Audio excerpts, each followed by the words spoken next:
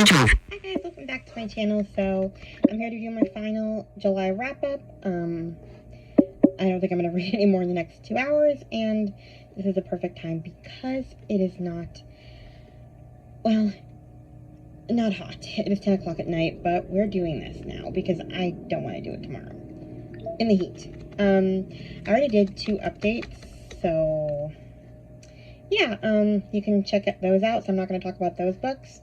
So yeah, let's just get into these. It should be quick, I think. I read The Mistletoe Mystery by Nita Prose. I give it 5 stars. I was gonna wait and read this one at Christmas time, but I really wanted to finish the series. I don't know, once my Braille note went in for repairs, I sort of got into this series kick where I wanted to try to finish series, and so, like, ones that I was close to finishing, yeah, I know, series September, I probably could have waited, but I don't know, I started making these, because I had a bunch of, like, index cards for my TBR game where I, put series that I wanted to finish this year, and then I just was bored when my Braille note was gone, and I took my, old Braille, like, typewriter, you know, manual typewriter, ding ding, you know, move the carriage to the next line kind of typewriter, and I made more series index cards and more nonfiction index cards. So I had an index card for every nonfiction and series I own, and it just became a lot, and it just sort of became a mission to finish them. Not this year, obviously, but I want to make a dent in them. I don't know. Anyway, I wanted to finish the series because it was easy.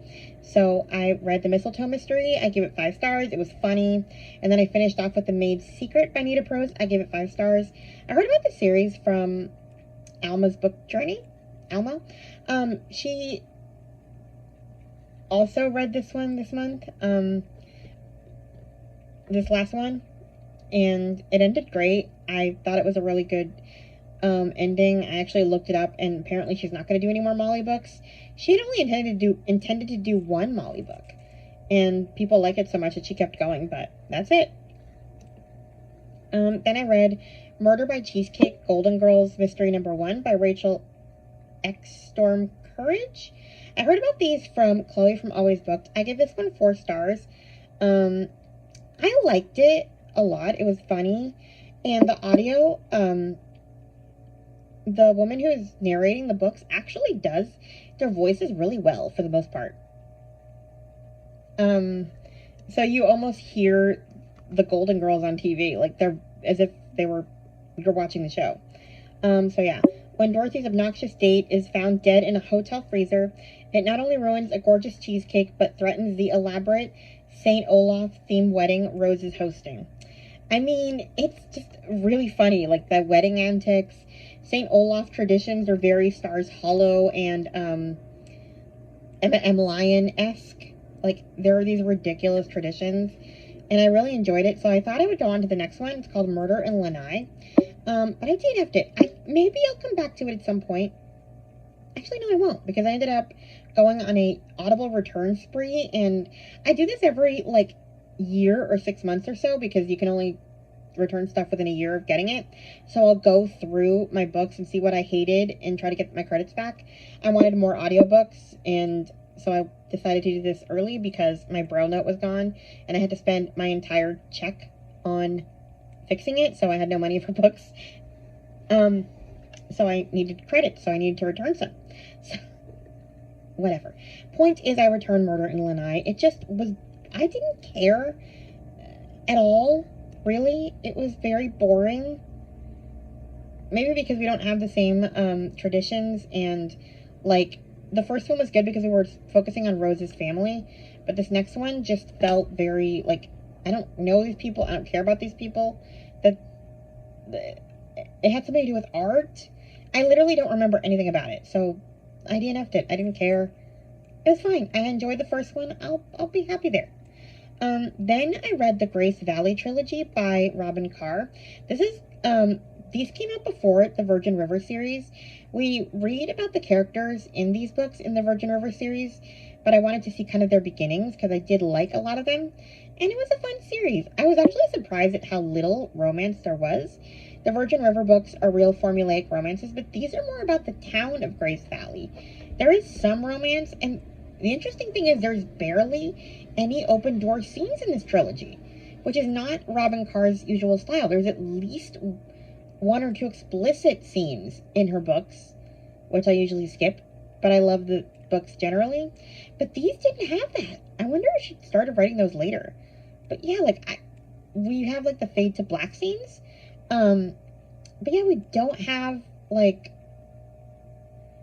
much romance or scenes of that nature. I mean, June Hudson is our main girl. She's a midwife, OBGYN, no. Well, she's a doctor, really. But she does help with babies, and, we meet John Stone and his wife. They're new to town. He's the new OBGYN, that's right. But yeah, like, John and Susan are the couple, and they're, like, establishedly married, have a child, so there's no, I mean, we see their relationship, and we see, like, stuff with the townspeople. There's a lot of swearing in these books, I'll give you that, but there was no, like, open door scenes, really, which I was surprised by, but I enjoyed all of them. Deep in the Valley, I gave 4 stars. I gave them all 4 stars. They were good. I literally, like, read those real fast. I listened to them 1.5 speed. They were quick reads. So yeah, I enjoyed that. And then I was still feeling romancy, so I decided to try A Brood Awakening by Pepper Basham. I heard about this one from Katie, and then I heard about it from book lover Amanda. I kind of suspected that I wouldn't like it, because this is enemies to lovers, and, like, they're fighting over their respective shops. He's doing a pub, and she has, like, a tea shop, and, like, they're literally fighting from the get-go. But it's Pepper Basham, it's Pepper Basham, and I've enjoyed her books before, so I thought, okay, let me give her a chance. I'm gonna try this. Maybe I'll be surprised. She surprised me with Authentically Izzy, and I really enjoyed it. I wasn't sure if I would, because matchmakers, I hate matchmakers. I like a romance, but it cannot be obviously tropey. Like, I need it to be natural. I don't like a setup. I hate setups. Matchmakers, fake dating, just any form of manipulation whatsoever, I hate it. I don't want anything to do with it. I want them to meet naturally, fall in love slowly, and be normal people. I don't like typical romance tropes, generally. And then Amanda mentioned something about a little girl with a disability, and I was like, I'm going to try it for this. Because a lot of times, even if I don't like the romance plot very much, or I don't root for the couple, there's something about the book that I like. Some side story, something, like the kid in it, something that's going to make me root for them. But no. I knew I was going to dislike this, but I didn't realize how much I was going to dislike this. Like, I hated this book with The Fire of a Thousand Suns. I hated it. Like, there's just no other way to say it. I despised it. I hated both of them. He's a full of himself jerk. I don't find their competition funny. He's mean. And I think the thing that really got me most enraged is that, like, he's outwardly flirting with her, knowing, like, he can't commit to her. Like, I wouldn't root for them anyway, but, like, you know that you're going to hurt her and you keep doing it. You know that she's looking for dumb happily ever after Princess Cinderella stuff, and yet you still, like, go after her. Like, he just enraged me. And there was really no other plot except these two fighting the entire time. And if they weren't fighting, she was getting teased by everybody saying how much she liked him, and, like, I needed a break from them, and I wanted a side plot with a kid, but the kid isn't in it enough for me to torture myself this way. I hated this book. Like, I think I made it, like, 20 35-40% in, and I couldn't do it. I tried. I really tried. I wanted to like this. I hated it. And I'm done.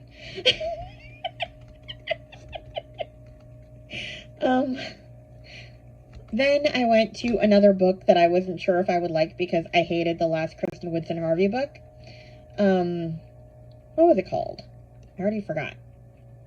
The Summer of Songbirds. There's this one character, Lanier, that I hated. Not enough to stop the book because the other stories were compelling, and that's what I mean by, like, some books, like, even when I don't like the trope, there's something to like. But this, yeah, that one, just no. Anyway, I went into this one, cautiously optimistic, and thankfully, I loved it. I gave it 5 stars. I heard about it from Chloe, and then Amanda raved about it. So yeah, after the worst day of her professional life, burnt out NICU nurse Daisy Stevens runs to Cape Carolina, North Carolina, looking for a new life and possibly new romance. On her first day at her simpler job, quote unquote, high school baseball coach Mason Faiston discovers an abandoned baby sending ripples through the entire town. He and one of his students finds this abandoned baby in a garbage can, and he takes her to the hospital where he meets Daisy, and they name her Maisie, after, like, their ship name. What's his name? Her name is Daisy, and his is, I already forgot his name. What is it? Mason. So she's Maisie. And it's really interesting because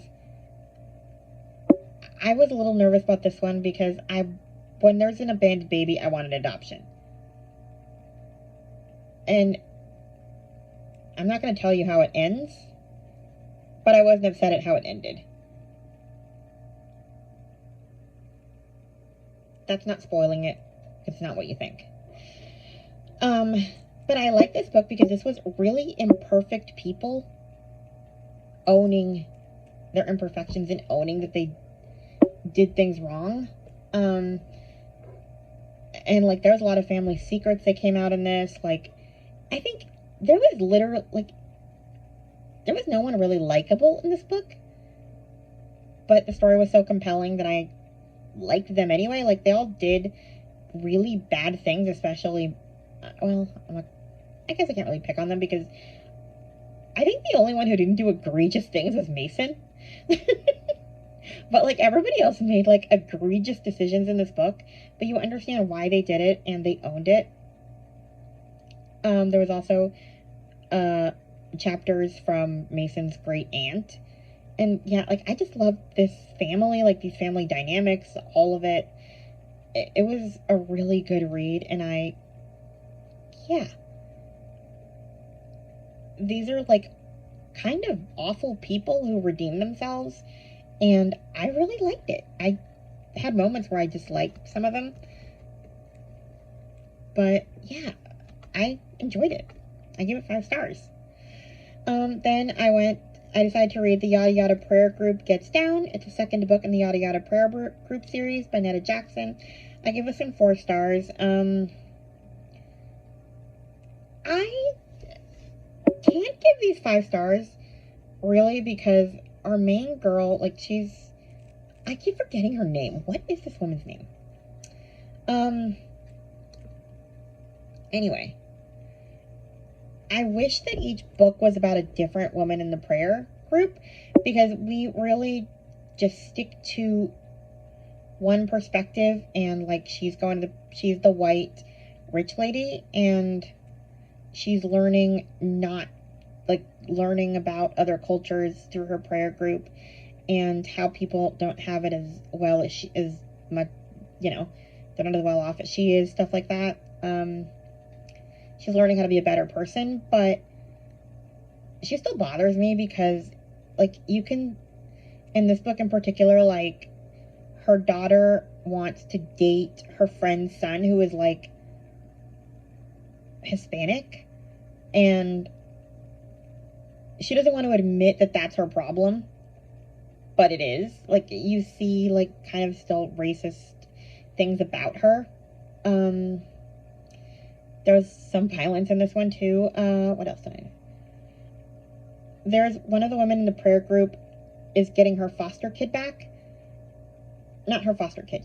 Her kid was in foster care because she was on drugs for a while. She's clean, but her kid somehow went missing in the system, so she's been in like foster care since she was a baby, and now she's like 8, and the mom is trying to get her back, and like the little girl is having trouble adjusting. And I understand that the mom is like, that's another reason why I lowered it, because I feel like the mom just doesn't give her enough grace.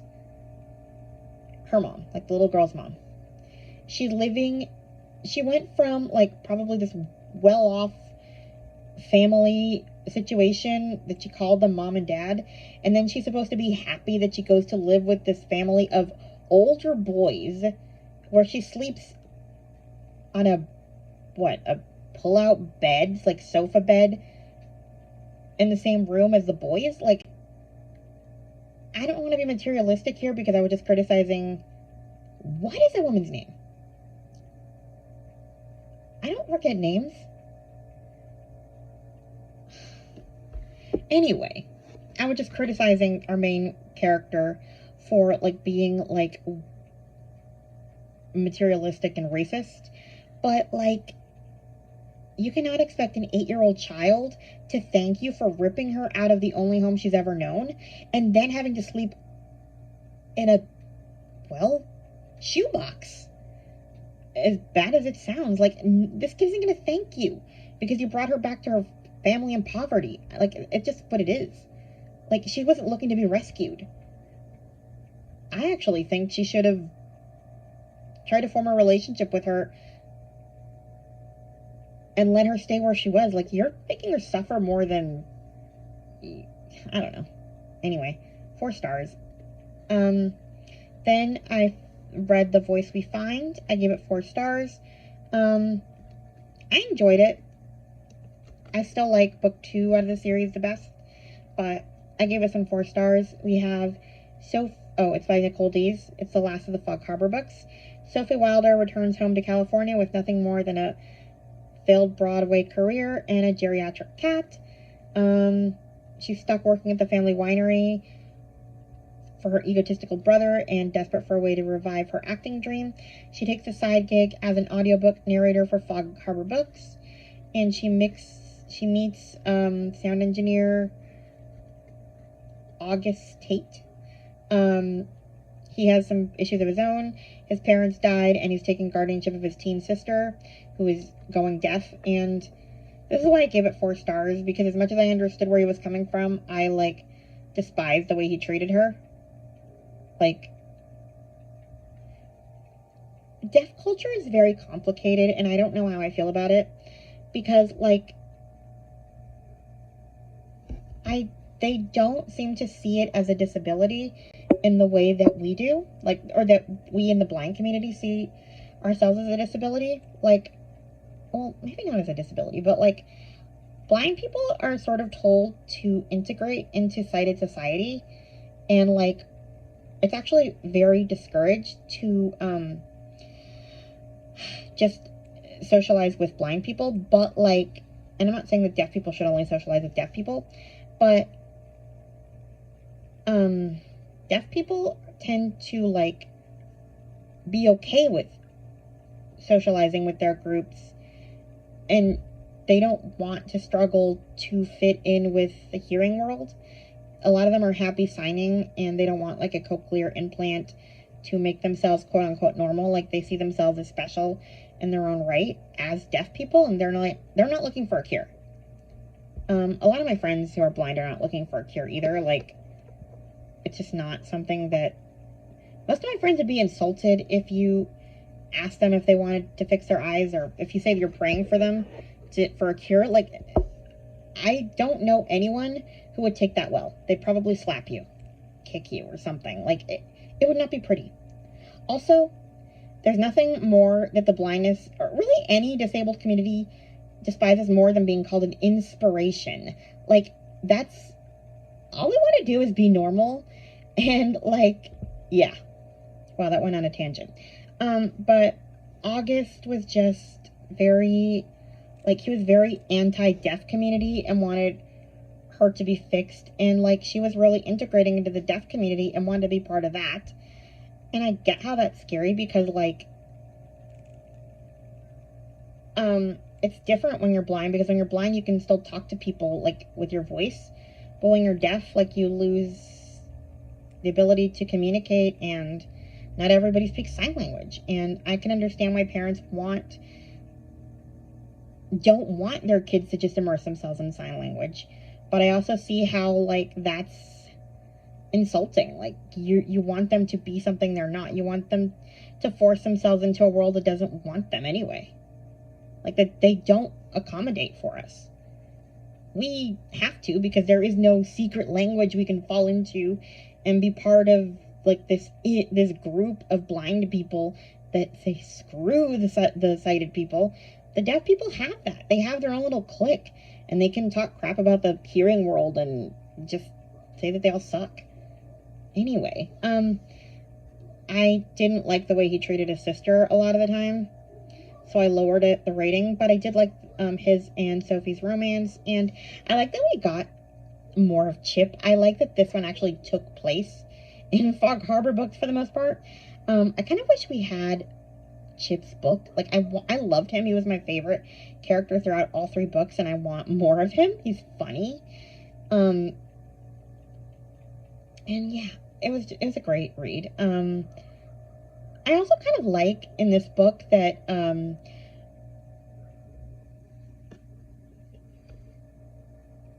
really in all her books, not everybody becomes a Christian.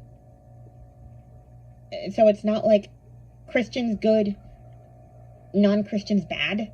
Like, they kind of just learn to get along. Like, not everybody ends up in church by the end of the book, and in the way the Karen Kingsbury's books are. Like, really, there's no one in Karen Kingsbury's books that's, like, not a Christian and is a good person. If you're not a Christian, you're a bad person. And if you become a good person, that means you converted. So I like that some of her, like, Sophie's family didn't all just suddenly convert. Anyway, that was long. Sorry. Then I read, for my TBR game, rule number 4 was a booktuber recommendation, and I picked Katie from Paperbacks and Ponytails, and she recommended A Chance for Callie May by Anna H. Gabhart. I gave this one 5 stars. I first heard about it from Book Lover Amanda, but then Katie reviewed it, so I asked her to pick between that one and I forget which other one, but she picked this one. So we have Callie May. She's having to raise her siblings, and because her mother died when she was giving birth to her little sister. Her little sister is now 6. She has, like, a birthmark, and people make fun of her for the birthmark. So right when schools started opening in their area, Callie May's, the mother dies, and Callie can't go to school because she has to take care of a baby.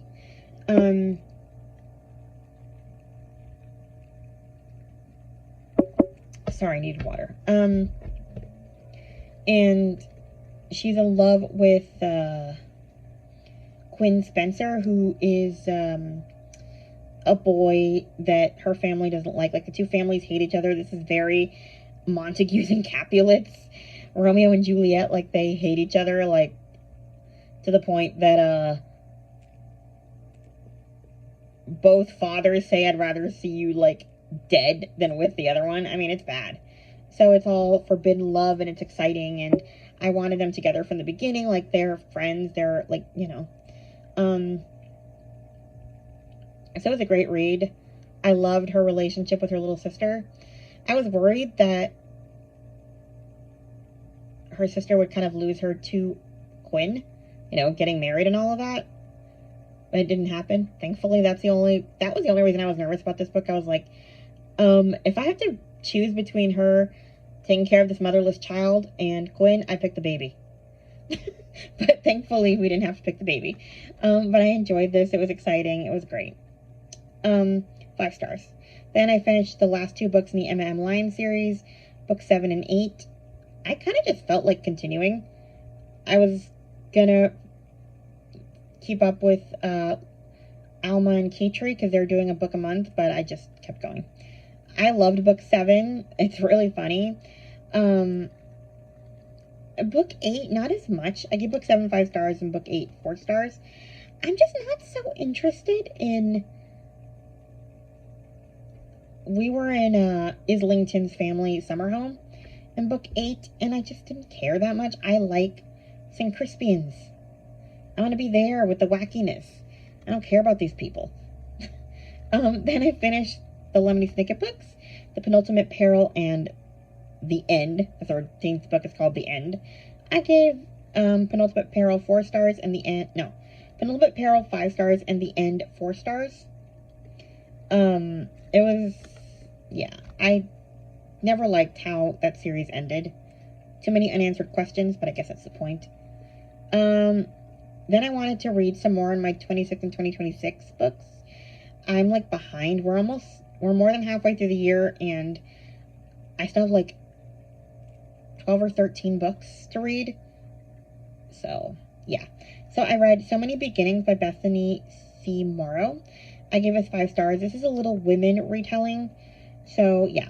4 young black sisters come of age during the American Civil War in a... Oh, okay. So we have North Carolina, 1863.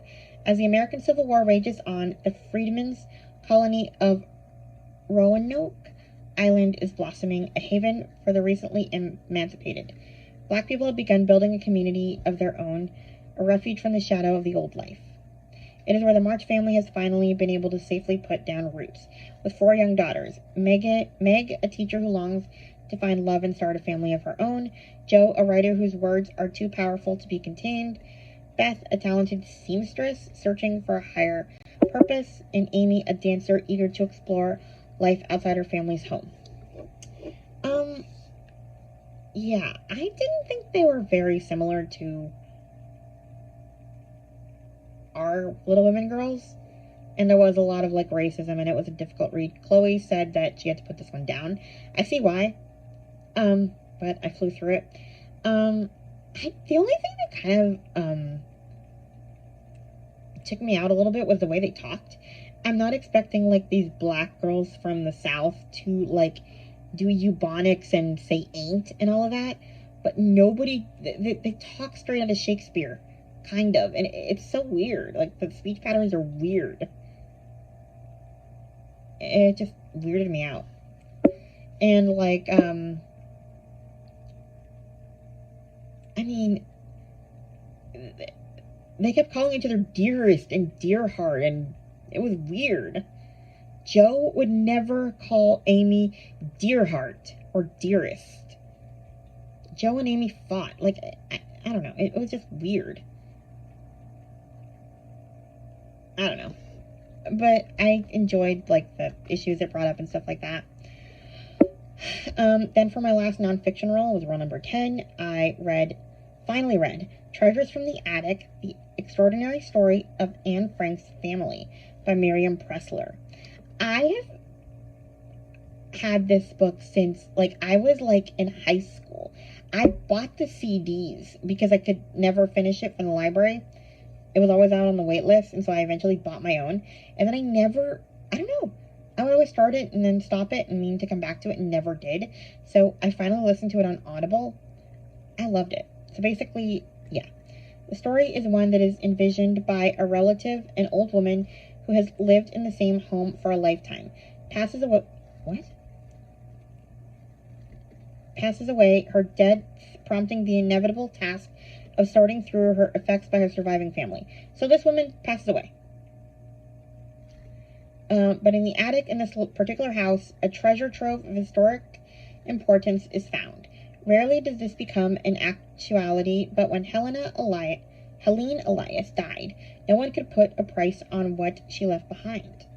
Helene Elias was born Helene Frank, sister to Otto Frank, and therefore aunt to Anne Frank. Ensconced upstairs in the house she inherited from her mother and eventually passed on to her son, Buddy Elias, Anne's cousin and childhood playmate, was a documented legacy of the Franks of the Frank family, a vast collection of photos, letters, drawings, poems, and postcards preserved throughout decades, a cache of over 6,000 documents in all. Chronicled by Buddy's wife, Gertrude, and renowned German author Miriam Pressler, these findings weave an indelible, engaging, and endearing portrait of the family that shaped Anne Frank. They wrote to one another voluminously, recounting summer holidays, and wrote about love and hardships. They reassured one another during the terrible years and waited anxiously for news after the war had ended. Through these letters, they rejoiced in new life and honored the memories of those they lost. Anne's family believed themselves to be ordinary members of Germany's bourgeoisie. I don't know how to say this. That they were wrong is part of history, and we celebrate them here with this extraordinary account. That was a weird description. I thought I would say it better than I would, but anyway. So yeah, this is kind of the family story, and based on all these letters and just investigations. It was really good. We get Anne's grandmother, then Anne's aunt, then Buddy, her cousin. Like, each of them has a part in the story.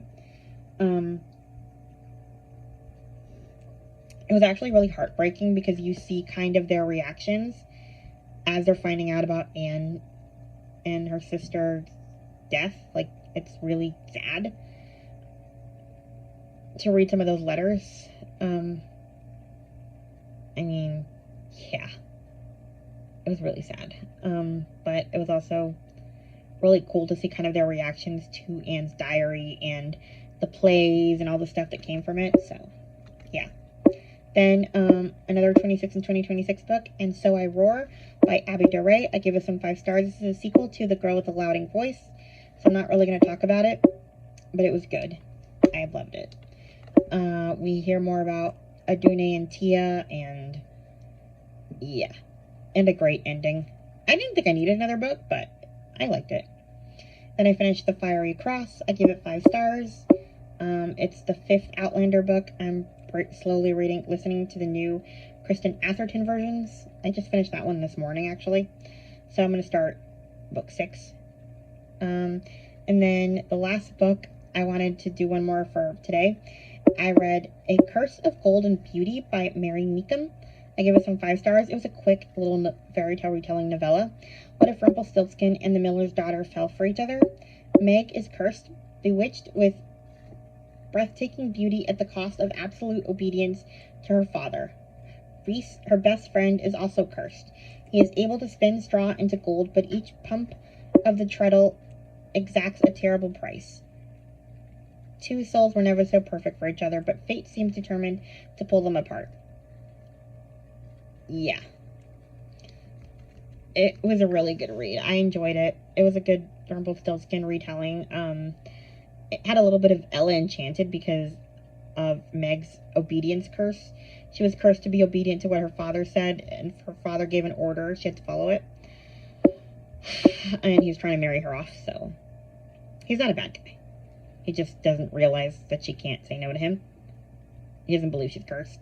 So, yeah, I loved them from the beginning. Like, her and Reese are a good couple. And it's like the forbidden love thing. I liked it. I give it 5 stars. So that was a great way to end the month. And yeah, some highs, some lows. That's everything I got for July. Please like, comment, and subscribe. And I'll talk to you guys in my next video. Bye! Stop recording.